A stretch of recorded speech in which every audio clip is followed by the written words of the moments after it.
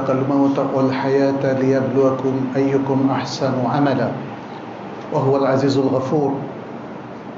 أشهد أن لا إله إلا الله وحده لا شريك له وأشهد أن محمدا عبد الله ورسوله الذي أرسله الله بالحق بشيرا ونذيرا وداعيا إلى الله بإذنه وسراجا منيرا. صلى الله عليه وعلى آله وأصحابه ومن تبعهم بإحسان إلى يوم الدين. أيها المسلمون، أوصيكم ونفسي بتقوى الله عز وجل، فاتقوا الله في أنفسكم، اتقوا الله في أولادكم وأزواجكم وعشيرتكم، اتقوا الله في أعمالكم وأقوالكم وفي جميع شؤونكم، فإن التقوى وسيلة للفلاح والنجاة عند الله سبحانه وتعالى في الدنيا والآخرة. نسأل الله سبحانه وتعالى أن يجعلنا وإياكم من عباده المتقين ويتقبل منا ومنكم صالح الأعمال إنه ولي ذلك والقادر عليه. عباد الله, আল্লাহ সুবহানাহু ওয়া তাআলা এই মহাবিশ্ব সৃষ্টি করেছেন তাঁরই ইবাদতের জন্য। মহাবিশ্ব মানে শুধু পৃথিবী তো নয়, এই মহাজগৎ যেটিকে আল কোরআনের ভাষায় বলা হয় আল আলামিন। আমরা সূরা ফাতিহার শুরুতে সে মহান রব্বুল আলামিনের প্রশংসা করি, যিনি সকল জগৎ এবং মাখলুকের রব। আলহামদুলিল্লাহি রব্বিল আলামিন। তারই একটা ছোট্ট অংশ হচ্ছে এই গ্লোব, ছোট্ট পৃথিবী, ছোট্ট আর্থ, যেটির আরবি শব্দ। আল কোরআনে আল্লাহ তাআলা আর্থ শব্দটা বহুবার ব্যবহার করেছেন এবং তার থেকেই সম্ভবত ডিরাইভ হয়েছে আর্থ, ইংরেজি শব্দ। এটাকে গ্লোব বলা হয়, আল আলাম, গ্লোব, এবং সেখান থেকে এসছে গ্লোবালাইজেশন। আরবিতে বলা হয় আউলামা, আলাম থেকে আউলামা, গ্লোব থেকে গ্লোবালাইজেশন। বাংলায় আমরা বলি বিশ্বায়ন। আমরা মনে হয় বিশ্বায়ন নিয়ে আগে কখনো এখানে আলোচনা করিনি, হয়তো অন্য কেউ আলোচনা করে থাকতেও পারেন, কিন্তু আলোচনাটা খুব প্রয়োজন। শুধু আলোচনা নয়, গবেষণাও প্রয়োজন। বিশ্বায়নটা আসলে কি, কিভাবে এই থিওরিটা কাজ করছে, কবে থেকে কাজ করছে, বিশ্বায়নের প্রভাবটা কি, এর ইতিবাচক কোনো দিক কি আছে, আর এর নেতিবাচক দিকগুলো কি। বিশ্বায়নের লিডার কারা, তার উপরই নির্ভর করবে এটা ইতিবাচক নাকি নেতিবাচক, বিশেষ করে মুসলিমদের জন্য।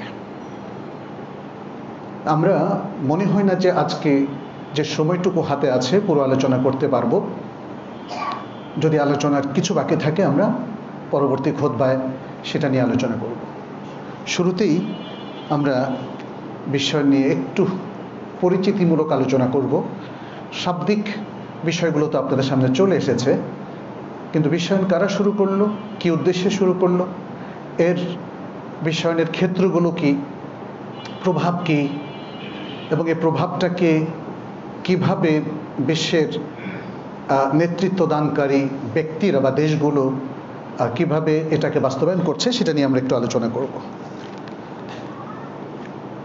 আমরা আমাদের মুসলিম স্কলারদেরকে দেখি যারা বিশ্বায়ন নিয়ে লিখেছেন, গবেষণা করেছেন এবং এর প্রভাব নিয়ে কথা বলেছেন। তাদের বক্তব্য হচ্ছে মূলত বিশ্বায়ন বা গ্লোবালাইজেশন এটি বিশ্বকে যারা নেতৃত্ব দিচ্ছেন সেই সব দেশের একটা বিপজ্জনক থিওরি। সারা বিশ্বকে একীভূত করে কিছু কার্যক্রমের মধ্য দিয়ে প্রত্যেক জাতির, প্রত্যেক ধর্মের মৌলিক যে ঈমান, আকীদা, বিশ্বাস বা তাদের পরিচয়, সেটাকে মুছে দিয়ে এই লিডাররা যেটা চান সেটিকে প্রতিষ্ঠিত করা, রিলিজিয়াস দিক থেকে, সোশ্যাল দিক থেকে, পলিটিক্যাল দিক থেকে, এমনকি ইকোনমিক বা ডেভেলপমেন্ট পার্সপেক্টিভ থেকে, কিংবা কালচারাল দিক থেকে এবং অর্থনৈতিক দিক থেকে, সব দিক থেকে। যে কোনো জাতি যদি তাদের ঈমান আকীদার সাথে এই বিষয়গুলো সঙ্গতিপূর্ণ না হয়, তাহলে সবাই এটাকে রিয়্যাক্ট করবে এবং বলবে এটা তাদের জন্যে বিপজ্জনক। আমরা যারা মুসলিম, আমরা বিশ্বায়নের এই মুভমেন্টটাকে কিভাবে দেখছি, এর প্রভাবে আমাদের মধ্যে কি চেঞ্জগুলো চলে আসছে, যে চেঞ্জগুলো অধিকাংশই কিন্তু আমরা ঠেকাতে পারছি না। একটু আলোচনা করলেই সেটা কিন্তু আমাদের সামনে চলে আসবে। অতএব আমাদের ওলামায়ে কেরাম যে এটাকে অত্যন্ত খতরনাক এবং বিপজ্জনক বলে অভিহিত করেছেন, সেটা যথার্থ। বিশ্বায়নের মূল নেতৃত্বে রয়েছে আসলে জায়নবাদী প্রতিষ্ঠানগুলো, ফ্রিম্যাসনরি থেকে আরম্ভ করে যারা এই পৃথিবীকে চালাচ্ছে যে বিশাল দৃষ্টিভঙ্গি নিয়ে, বিশ্বায়নের মূল উদ্দেশ্যও সেটা। এবং এই জন্যে অনেক নতুন কিছু এসেছে আমাদের সামনে। আমরা যেমন নিউ ওয়ার্ল্ড অর্ডার, নিজাম আল আলামী আল জাদিদ আরবিতে বলা হয়, এটা সম্পর্কে অনেক আগ থেকে শুনে আসছি, কিন্তু আমরা আমাদের একাডেমিক বইগুলোতে এটা নিয়ে তেমন আলোচনা দেখি নাই। যারা পলিটিক্যাল সায়েন্স নিয়ে পড়ে হয়তো তারা কিছু আলোচনা করে, কিন্তু আমাদের যেমন ইসলাম শিক্ষায়, মাদ্রাসা শিক্ষায় একদম কামিল পর্যন্ত এটা নিয়ে কোনো ধরনের পড়াশোনাও নেই, কিছু নেই। তার মানে বিশ্বে অনেক কিছু ঘটে যাচ্ছে, অথচ আমাদের গবেষকরা, আমাদের শিক্ষকরা, আমাদের ছাত্ররা, শিক্ষার্থীরা কিছু যায় না। নিউ ওয়ার্ল্ড অর্ডার, আচ্ছা, নিউ ওয়ার্ল্ড অর্ডারের যেই চেষ্টা দেখা গেছে সেটা হচ্ছে তারা পৃথিবীর বিভিন্ন জাতি, ধর্ম, গোষ্ঠী সবার পরিচয় মুছে দিয়ে সবাইকে একীভূত করার একটা প্রচেষ্টা, এবং এই লক্ষ্যে কাজ করে যাচ্ছে জাতিসংঘ। জাতিসংঘকে সেভাবেই তৈরি করা হয়েছে। জাতিসংঘের মিশনগুলোর কার্যক্রম দেখে আমরা স্পষ্ট বুঝি যে মুসলিমদের কোনো অধিকার মনে হয় থাকতে নেই, তাই না? মুসলিমদের কোনো অধিকার সেখানে সংরক্ষিত হিসাবে আমরা দেখি না, না তার পর্দার অধিকার, না তার ধর্মীয় অধিকার, না তার জাতিসত্তা বিকাশের অধিকার, না তার কালচারাল অধিকার, কোনো কিছুই না। এটা শুধু ফিলিস্তিনের ঘটনা নয়, সারা বিশ্বে আপনি দেখেন। এবং এই নিউ ওয়ার্ল্ড অর্ডারের পার্ট হিসাবে কাজ করছে সকল সংস্থাগুলো, সকল দেশগুলো, প্রচার মাধ্যমগুলো, পত্রিকাগুলো এবং এডুকেশন সিস্টেমগুলো। আপনি দেখেন মুসলিম বিশ্বের এডুকেশন সিস্টেমটা মডার্ন হওয়ার মাধ্যমে কি হচ্ছে, আসলে সে পাশ্চাত্যকরণ হচ্ছে। নিউ ওয়ার্ল্ড অর্ডারটা আসলে মূলত পাশ্চাত্যকরণ, আরবিতে বলা হয় তাগরিব। পাশ্চাত্যকরণের মধ্য দিয়ে আমাদের চিন্তা, চেতনা, ব্রেইন, সোশ্যাল অ্যাক্টিভিটিস, মুভমেন্ট সব কিছুকে একটা শেপিং করে দেওয়া হচ্ছে। ফলে আমাদের এখন কমন মাইন্ডগুলো বা জেনারেল মাইন্ডগুলো দেখবেন যে কথায় কথায় কোরআনের কিছু সে বুঝতে পারে না, হাদিসের ব্যাপারে তার অনেক অবজেকশন তৈরি হয়, ইসলামী শরিয়ার অনেক কিছু নিয়ে দেখবেন খুবই জেনারেল পিপল অনেক আজে বাজে কথা বলে না, বলে। এই শেপিংটা ওয়েস্টার্ন সিস্টেমটা আমাদের মধ্যে ঢুকিয়ে দিয়েছে, এবং এর মধ্য দিয়ে আমরা দেখতে পাই যে যেমন ধরেন প্রচার মাধ্যমে যে মাল মশলাগুলো আসে, যেই ইভেন্টগুলো উপস্থাপিত হয়, সবগুলোই তো সেই শেপিংয়ের দিকে নিচ্ছে। কোনো নাটক কি মানুষকে ইসলামিক করে, কোনো সিনেমা কি মানুষকে ইসলামিক করে, কিংবা এন্টারটেইনমেন্টের মধ্য দিয়ে দেখেন সবগুলো আসলে একটা ডেরিল্ড লাইফের দিকে আমাদেরকে নিয়ে যাচ্ছে। আচ্ছা, আমরা এই গ্লোবালাইজেশন বা বিশ্বায়নের মধ্য দিয়ে যেটা দেখি, তাদের অন্যতম উদ্দেশ্য হচ্ছে সারা পৃথিবীর যে দেশগুলো আছে বা যে জাতিগুলো আছে সেগুলোর ইমান এবং তাদের যে ধর্ম বিশ্বাস সেগুলো থেকে তাদেরকে ডেভিয়েট করা, এক নম্বর। আখলাক, তাদের জীবনাচরণ, তাদের চিন্তা ভাবনা এবং তাদের ব্যবসা বাণিজ্য, কর্পোরেট কালচার সবগুলোকে কন্ট্রোল করা এবং এগুলোর উপর সেই জিনিসটা আরোপ করা যেটা তারা চাচ্ছে। মুসলিম সমাজের যে কোনো ক্ষেত্রে আপনি দেখবেন যে এই যে বিশাল পরিবর্তন কিন্তু এর মধ্যে হয়ে গেছে। আমাদের ব্যবসায়িক কালচারটা দেখেন, সুদ নির্ভর হয়ে গেছে। অধিকাংশ ব্যবসায়ী হালাল হারাম বাছবিচার করে না। আমাদের মুসলিম ব্যবসায়ীরা মনে করে যে ব্যবসার ক্ষেত্রে অন্তত হালাল হারাম চলে না। অনেককে বলতে শুনেছি। আমাদের ব্যবসায়ীরা, আমি কর্পোরেট কালচার নিয়ে একটু কথা বলছি এই জন্যে, তারা কিন্তু কোনো শরিয়া কনসালটেন্সি নেওয়ার কোনো প্রয়োজন বোধ কখনো করে না। অনেক ভাইয়েরা দেখলাম যে গোল্ডের বিজনেস করছেন, গোল্ডের বিজনেস, মানুষ সেখানে ইনভেস্ট করছে, অনেক টাকা লাভ। যে পদ্ধতিতে করছে পুরোটাই শরিয়া লঙ্ঘন, কিন্তু তিনি মনে করছেন যে না, আমি তো জেনুইন করছি, অতএব এটা হালাল। এই যে, আর যদি বড় বড় কর্পোরেট কালচারগুলোতে দেখেন, ওয়েস্টার্ন কালচার সেখানে চলে এসছে। রিসেপশনিস্ট হচ্ছে মহিলা, কিংবা যে কোনো পণ্যের প্রচারণায় মেয়েদেরকে ব্যবহার, তাই না? এরকম জাস্ট ছোট্ট একটা উদাহরণ দিলাম। আরও যে কত কিছু আছে সেটা তো আপনারা জানেন। পুরো কর্পোরেট কালচারের সাথে ইসলামের প্রায় প্রত্যেকটা জায়গায় সংঘর্ষ, কনফ্লিক্ট হচ্ছে। তাহলে মুসলিম মাইন্ডগুলো এগুলোকে কিভাবে অ্যাকসেপ্ট করছে? আমাদের প্রশাসনিক সিস্টেমগুলো দেখেন, আমাদের বিচারালয়ের সিস্টেমগুলো দেখেন, এখন আর কেউ কারোর মধ্যে কোনো রিয়াকশনও নাই। মনে হয় যে বর্তমান যে সিস্টেমটা, ইটস ওকে, তাই না? এরকম একটা জিনিস হয়ে গেছে। মানে স্বাভাবিক যে রিয়াকশন, সেটাও নয়। এগুলো কিন্তু গ্লোবালাইজেশনের ফলাফল। নাটক, সিনেমা সব কিছুতে ভরপুর হয়ে গেছে দেশে। কৃষ্টি, কালচার, আর জেনারেল শিক্ষিত মানুষ দেখা যাচ্ছে যে এখন সমকামিতাকে পর্যন্ত সমর্থন করছেন। এটাও গ্লোবালাইজেশনের একটা ফলাফল। কিন্তু LGBTQ বিশ্বের প্রায় সব দেশ মেনে নিয়েছে। This is for globalisation. এবং আস্তে আস্তে আস্তে আস্তে আস্তে আস্তে করে সব কিছুকে গা সওয়া, মন সওয়া, কালচার সওয়া করে মুসলিম সমাজের মধ্যে ভিন্ন একটা ভিনদেশি পাশ্চাত্য কালচারটাকে প্রতিষ্ঠিত করা, আর মানুষগুলো সেটাকে মেনে নেওয়া। ধর্মকে ছোট করতে করতে করতে আমরা কয়েকটা জিনিসের মধ্যে সীমাবদ্ধ করে ফেলেছি। টুপি, দাড়ি, আর মেয়েদের ক্ষেত্রে হিজাব। ব্যাস, এটা মেনটেন করতে পারলেই ধর্ম ঠিক আছে। আর 5 ওয়াক্ত নামাজ যদি পড়া যায়, এই।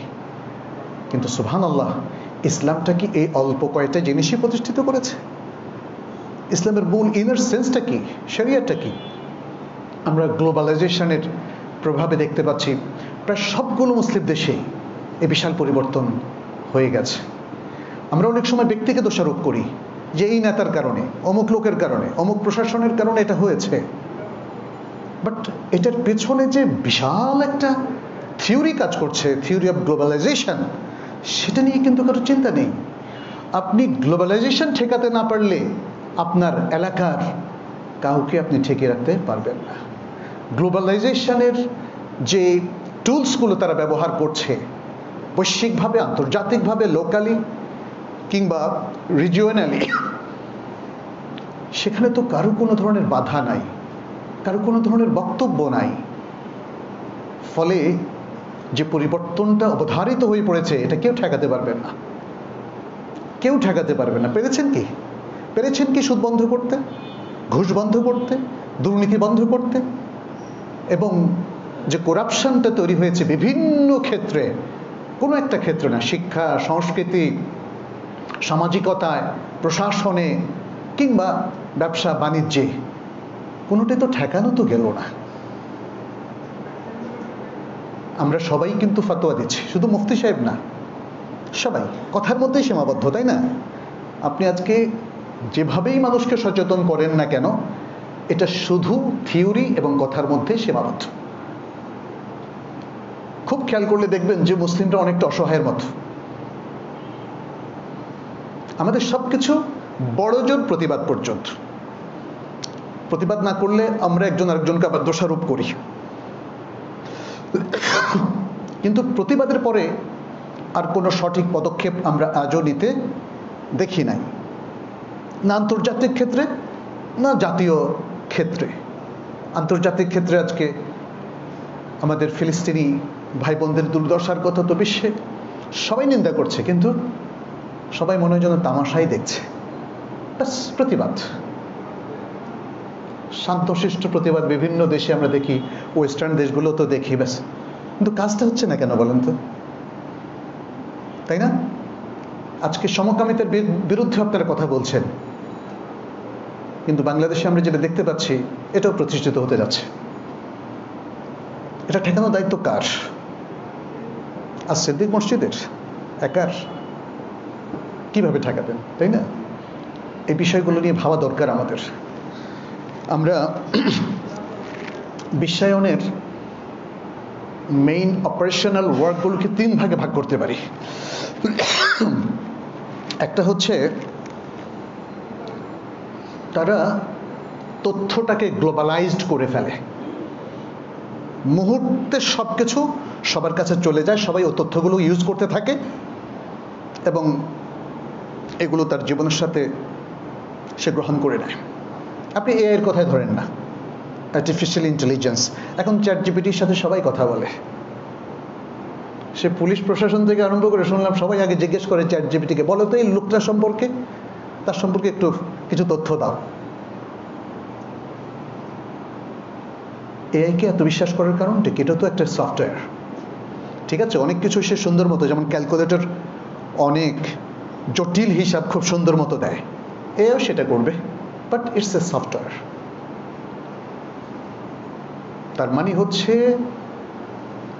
ওই যে বললাম না, গ্লোবালাইজেশন আপনাকে দিয়ে করাবে।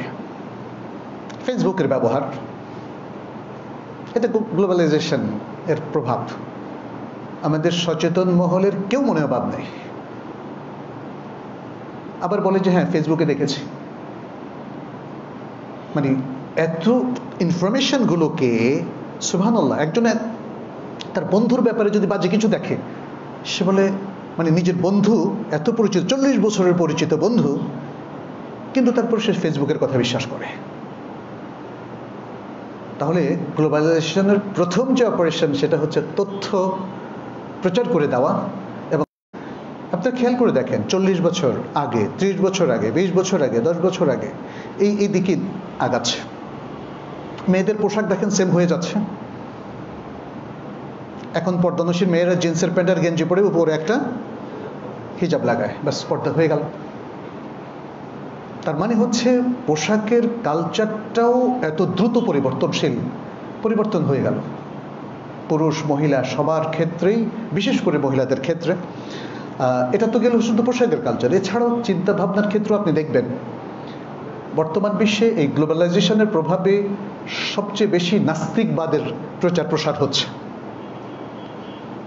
আমি সৌদি আরবে অনেকগুলো বই দেখেছি, মক্কার বিভিন্ন লাইব্রেরিতে বিভিন্ন শায়েখদের লেখা বড় বড় মোটা মোটা বই, কিভাবে তরুণরা, বিশেষ করে শিক্ষিত তরুণরা এবং শিক্ষিত মানুষেরা নাস্তিকবাদের দিকে আগাচ্ছে।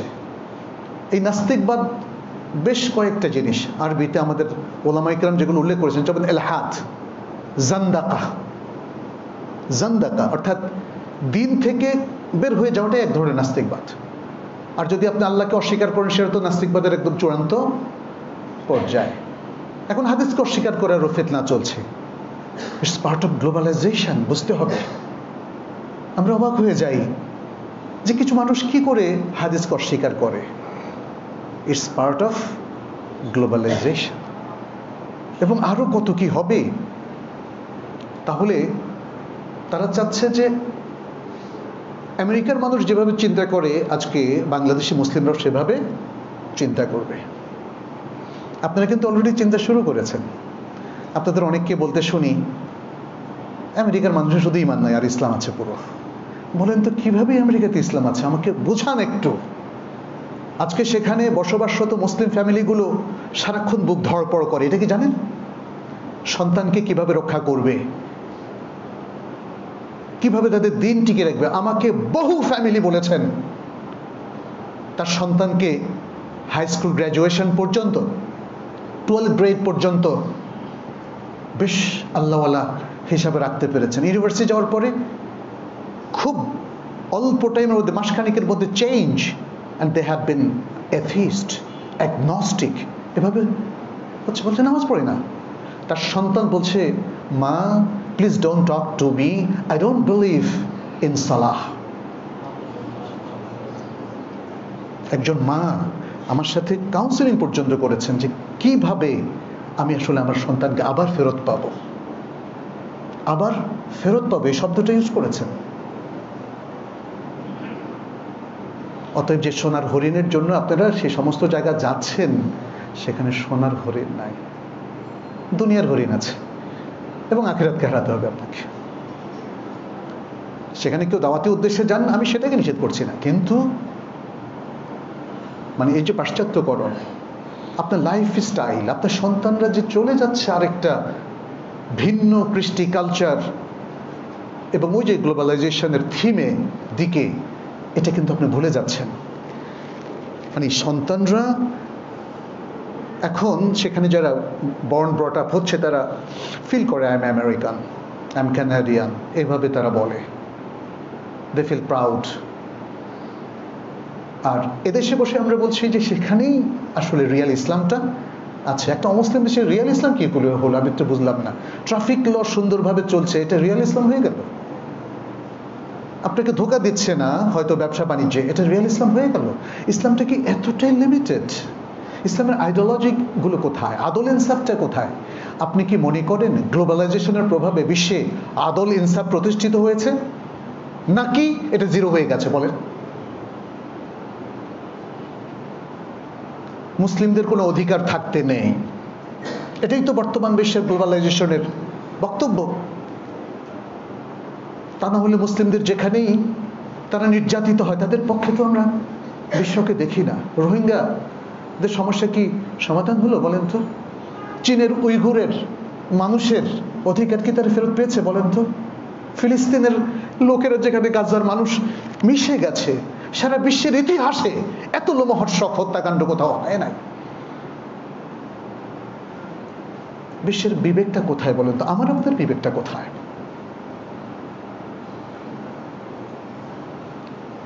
বিশ্বায়ন, আমরা ভুলে যাচ্ছি কথাটা। আমরা খুবই ছোটখাটো কিছু প্রভাব নিয়ে কথা বলছি।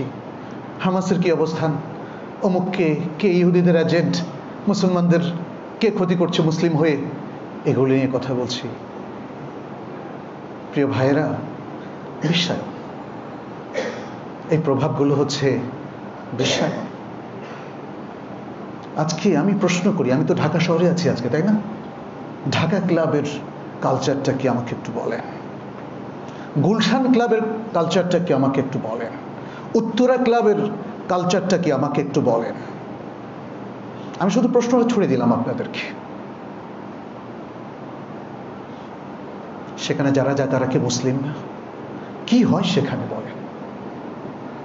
আরো অনেক ক্লাব যেগুলো আমি চিনি না, জানি না, কি কালচার সেখানে? এই কালচারটা কিভাবে নাজিল হলো বাংলাদেশে? গ্লোবালাইজেশনের এত ভয়াবহ প্রভাব যে ইসলামিক দলগুলো পর্যন্ত এখন ভাস্কর্য বানানো শুরু করেছে, জানেন? 5ই আগস্টের সেই গণ অভ্যুত্থানকে সামনে রেখে ফ্যাসিস্টের বিরুদ্ধে সেই ইতিহাসকে অমর করে রাখার জন্য এখন ভাস্কর্য বানানো হচ্ছে। কোন ইসলাম এটা অ্যালাউ করে বলেন তো? আমরা যদি আজকে নবী সাল্লাল্লাহু আলাইহি ওয়াসাল্লামের ভাস্কর্য বানাই, এটা কি অ্যালাউড? সাহাবাদের ভাস্কর্য বানাই, এটা কি অ্যালাউড? তাহলে মানুষের ভাস্কর্য বানাবেন, আপনি ইসলামকে লালন করেন, এটা কিভাবে সম্ভব বলেন? আল্লাহকে কি এতই দুর্বল মনে হয় আপনাদের? যে আল্লাহ অত্যাচারীকে সরান, সে আল্লাহকে আদল ইনসাফকে প্রতিষ্ঠিত করতে পারেন না এই ভাস্কর্য ছাড়া? এটাও গ্লোবালাইজেশন। আমি মনে করি রাজনীতি যারা করেন তারা মনে করেন কিছু হারাম করতেই হয়, পুরো শরিয়া দিয়ে চলে না। অথচ মুসলিমের সবচেয়ে সিরিয়াস কনসার্ন হচ্ছে তার দ্বীন, প্রোটেকশন অফ শরিয়া অ্যান্ড রিলিজিয়ন।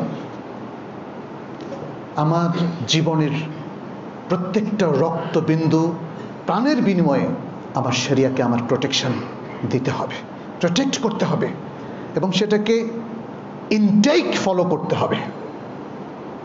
এটা হচ্ছে আল্লাহর নির্দেশ। এই জীবনের কোনো মূল্য নেই প্রিয় ভাইরা, বিশ্বাস করুন, কোনো মূল্য নেই। একটু পরেই আপনি হার্ট অ্যাটাক করে মারা যেতে পারেন।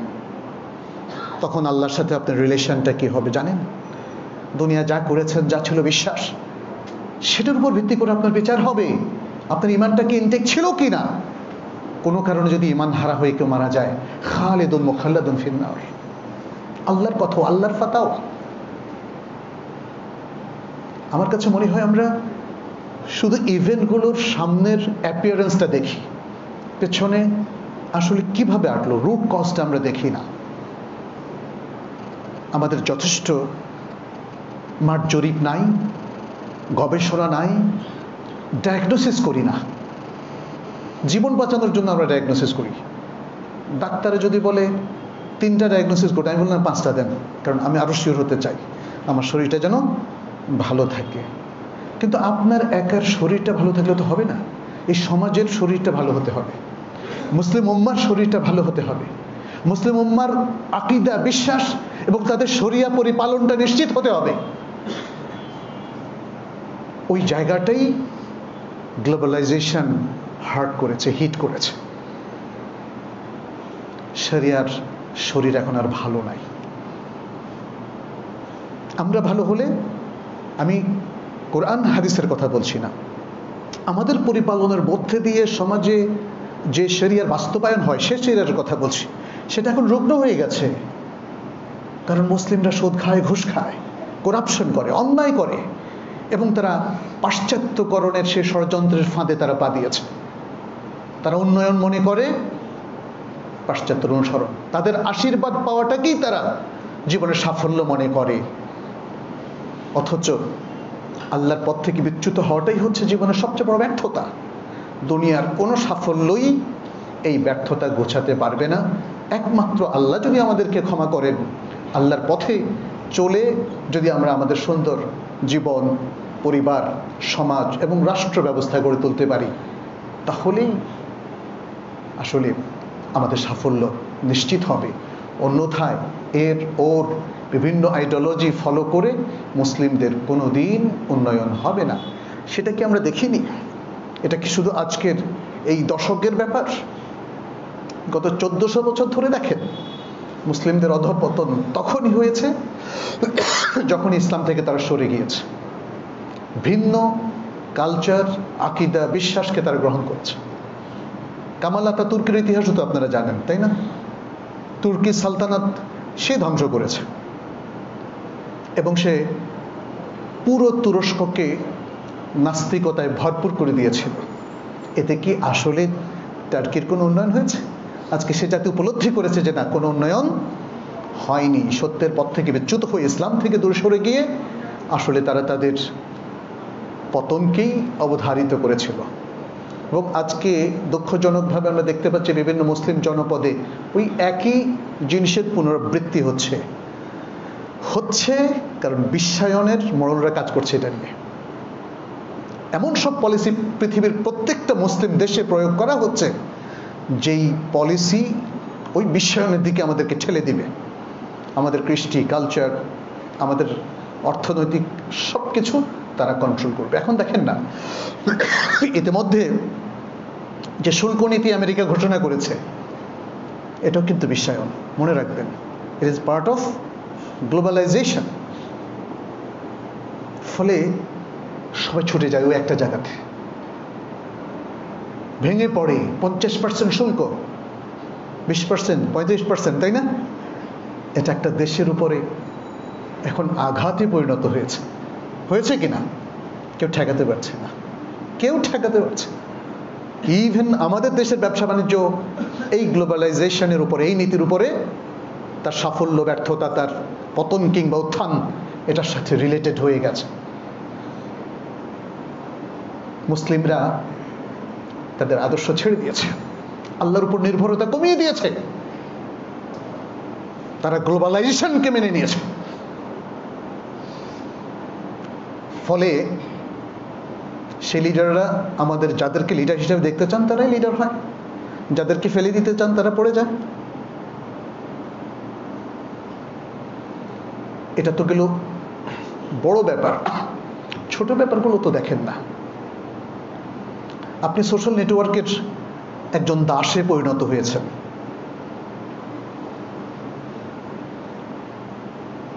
ফেসবুক কর্তৃপক্ষ যেভাবে চায় আপনাকে আমাকে ব্যবহার করছে, আপনি রিয়াকশন দেন, হা হা দেন, কত কিছু দেন, তাহলে তাদের পলিসি আপনার উপরে কিন্তু কার্যকর হচ্ছে। তারা যেভাবে খেলতে চাচ্ছে আপনি সেভাবে খেলছেন। তারা যেভাবে আপনাকে মুভ করতে চাচ্ছে আপনি সেভাবে মুভ করছেন। একটার পর একটা নতুন নতুন জিনিস আছে। এগুলো গ্লোবালাইজেশনের প্রভাব। গ্লোবালাইজেশনের মধ্য দিয়ে যেটা হয়, পৃথিবীর যে কিয়াম মূল্যবোধ পাল্টে গেছে, নতুন মূল্যবোধ এখানে চলে এসেছে। প্রমাণটা আছে না আপনাদের কাছে? পৃথিবীর অধিকাংশ উন্নত দেশে এখন ছেলে ছেলে মেয়ে মেয়ে বিয়ে করতে পারে।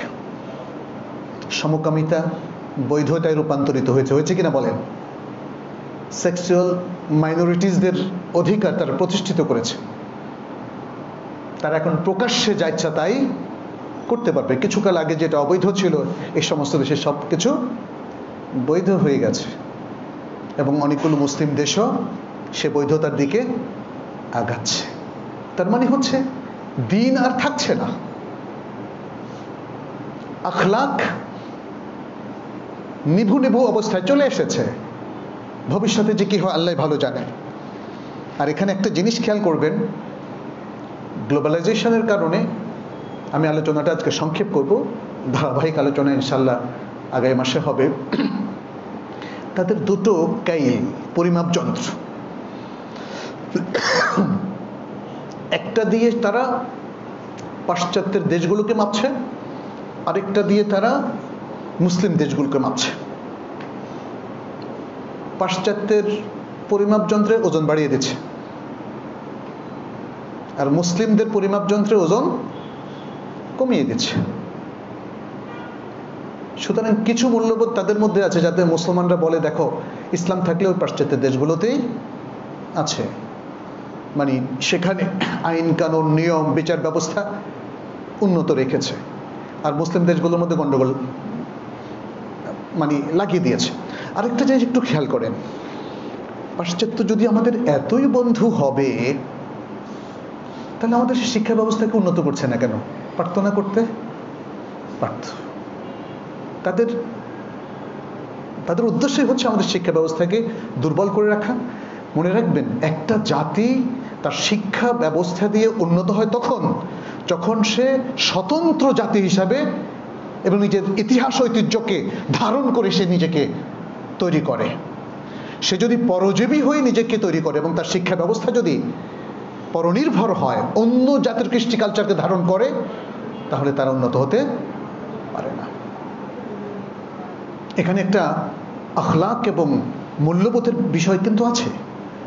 আজকের ইভেন যারা সায়েন্স, যারা মেডিকেল সায়েন্স, এগ্রিকালচার, ইঞ্জিনিয়ারিং কিংবা আরও পিওর সায়েন্স নিয়ে পড়াশোনা করছেন, একটা অধঃপতন কিন্তু আমরা সেখানে দেখছি। মানে যারা যত বড়, এখানে যদি তারা রিলিজিয়াস ফ্যামিলির সাথে কানেক্টেড না থাকেন, তাহলে দেখতে পাচ্ছি তারা বিশ্বাসের দিক থেকে একদম নড়বড় হয়ে যান। ব্যক্তিগত জীবনে তাদের দিনদারিও তেমন থাকে না। পাশ্চাত্যে যারা শিক্ষক, যারা এই ধরনের সায়েন্টিস্ট, অধিকাংশের ক্ষেত্রে আপনি দেখবেন তারা এথিস্ট, নাস্তিক, এবং তার প্রভাবটা বাংলাদেশ সহ বিশ্বের অনেক মুসলিম দেশেও পড়ছে। তো আমাদেরকে এগুলো নিয়ে ভাবতে হবে। আমরা ইনশাল্লাহ আরও বেশ কিছু জিনিস নিয়ে কথা বলবো, যে এই গ্লোবালাইজেশনের যে মাজালাত, যে ক্ষেত্রগুলো আছে, এবং গ্লোবালাইজেশনের আরও যে পদ্ধতিগুলো তারা ফলো করে থাকে এবং যে টেকনিকগুলো তারা অ্যাপ্লাই করে থাকে, এবং তার যে খতরগুলো, ডেঞ্জারগুলো আমাদের সামনে ক্রিয়েট হয়েছে একটু স্পেসিফিকলি, আমরা পরবর্তী খুতবায় সেটা নিয়ে আলোচনা করব। আমরা আহ্বান করব আমাদের প্রিয় ভাইয়েরা, মুসলিম ভাই বোনেরা, আপনারা একটু সচেতন হন, পড়াশোনা করুন। এই প্রভাবটাকে প্রত্যেক ইন্ডিভিজুয়ালি প্রতিরোধ করার জন্য যদি মানসিকভাবে প্রস্তুত হন, তখনই এটা সম্ভবপর হবে। আর যদি আমরা তাদের সেবানুদাস হিসাবে চিন্তা চেতনায় এই কালচারটাকে গ্রহণ করে ফেলি, তাহলে আপনাদেরকে ঠিক করতে আমাদের শত শত বছর লেগে যাবে। এই জন্য মুসলিমদের রুট লেভেল থেকে সচেতন হতে হবে। মুসলিম সমাজ যারা চালায়, রাষ্ট্র যারা চালায় এবং পলিটিক্যাল লিডার যারা আছে তাদেরও বুঝে আসতে হবে।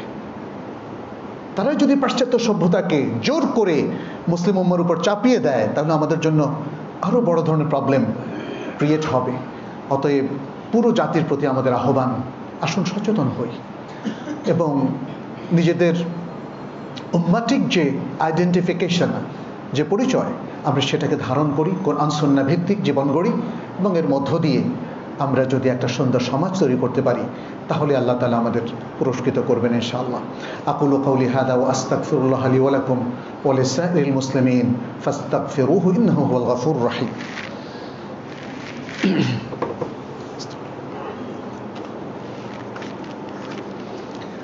আলহামদুলিল্লাহি আলা ফাদলিহি ওয়া ইমতিনানিহি ওয়া শুকরু লাহু আলা তৌফিকিহি ওয়া ইহসানিহি والصلاة والسلام على نبينا محمد وعلى آله وأصحابه الطيبين الطاهرين ومن تبعهم بإحسان إلى يوم الدين. عباد الله اتقوا الله واتبعوا سنة نبيكم في كل أمر من أموركم وفي كل عمل من أعمالكم وفي كل شأن من شؤونكم.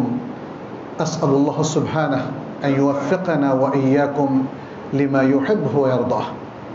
আইয়ুহাল মুসলিমুন, আল্লাহ সুবহানাহু ওয়া তাআলা আমাদেরকে যে মহান উদ্দেশ্যে সৃষ্টি করেছেন সেই লক্ষ্য থেকেও চ্যুত হওয়া যাবে না আমাদের, এবং সেটি হচ্ছে ইবাদত।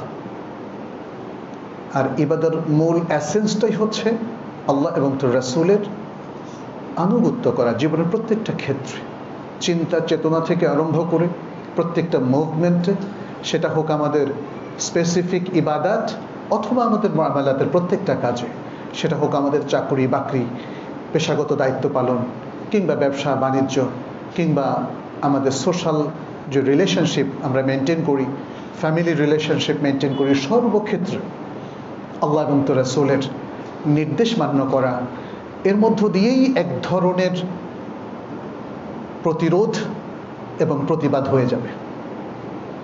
মুসলিমদের অধঃপতন ঘটে যখন তারা অন্য জাতির কৃষ্টি কালচারকে গ্রহণ করে আর নিজেদের কৃষ্টি কালচারকে ত্যাগ করে। এই দুটো জিনিস একসাথে ঘটলে অধঃপতন আর কেউ ঠেকিয়ে রাখতে পারবে না। অধঃপতন ঠেকানোর জন্য প্রথম কাজটা হচ্ছে নিজের আসলের দিকে ফিরে আসা, নিজের বিশ্বাস এবং ঈমানের দিকে ফিরে আসা, ইসলামের প্র্যাকটিসের দিকে ফিরে আসা, এবং নিজে এবং নিজের পরিবার পরিজনকে নিয়ে, প্রতিবেশীদেরকে নিয়ে, সমাজকে নিয়ে, রাষ্ট্রকে নিয়ে সেভাবে আগানো। তো আমি আপনাদেরকে আহ্বান জানাচ্ছি, আসুন আমরা এই গ্লোবালাইজেশনের যুগে, বিশ্বায়নের এই যুগে অত্যন্ত প্রভাবশালী এই থিওরির থেকে নিজেদেরকে, বা থিওরির প্রভাব থেকে নিজেদেরকে বাঁচানোর জন্য কোরআন সুন্নাহকে আঁকড়ে ধরি। কারণ রাসূল সাল্লাল্লাহু আলাইহি সাল্লাম এখানে আমাদেরকে নিশ্চিত করেছেন, কোরআন সুন্নাহকে যতদিন আমরা আঁকড়ে ধরব ততদিন আমরা পথ হারাবো না। তারাকতু ফীকুম আমরাইন লান তাদুল্লু মা তামাসসাকতুম বিহিমা কিতাবাল্লাহি ওয়াস সুন্নতি। আল্লাহ আমাদেরকে তৌফিক দান করুন যেন আমরা সত্যের উপর টিকে থাকতে পারি, যেন আমরা কোরআন সুন্নাহকে আঁকড়ে ধরে থাকতে পারি, যেন ভুল বিভ্রান্তির বিষ বাষ্প থেকে নিজেদেরকে আমরা, নিজেদের সমাজকে, রাষ্ট্রকে আমরা প্রোটেক্ট করতে পারি, হেফাজত করতে পারি। আল্লাহ আমাদের মধ্যে যারা অসুস্থ আছেন তাদেরকে সুস্থ করে দিন, যারা বিপদগ্রস্ত আছেন তাদের বিপদ থেকে উদ্ধার করুন, অভাবগ্রস্ত আছেন তাদের অভাব মিটিয়ে দিন, যারা মারা গিয়েছেন আল্লাহ তাদেরকে ক্ষমা করে দিন, কবর আযাব মাফ করে দিন, জাহান্নাম থেকে তাদেরকে মুক্তি দিন, জান্নাতুল ফেরদাউস তাদের নসিব করুন। পৃথিবীর যেখানে, আমাদের দেশে হোক অথবা দেশের বাইরে, বিশ্বের যেখানেই নির্যাতিত মুসলিম ভাই বোনেরা আছেন আল্লাহ যেন তাদের সহায় হন, তাদেরকে জুলুম থেকে উদ্ধার করেন।